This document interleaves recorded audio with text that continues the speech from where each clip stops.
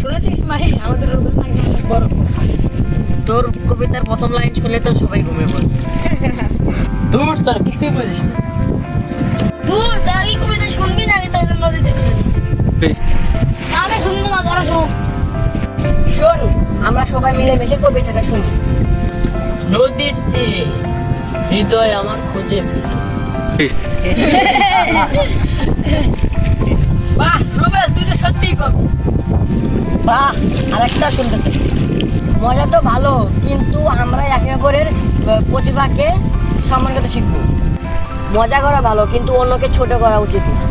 আমাদের সবারই প্রতিভা এক না, আমাদের সবারই প্রতিভা আলাদা আলাদা হতে পারে, তাই একে অপরকে ছোট না করে সম্মান করা উচিত।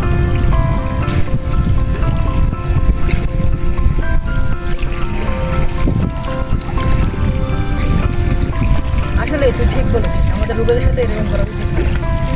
শোন বন্ধু, আমি আমাদের সবার পক্ষ থেকে তোর কাছে ক্ষমা চাচ্ছি, তুই আমাদের সবাইকে মাফ করে দে।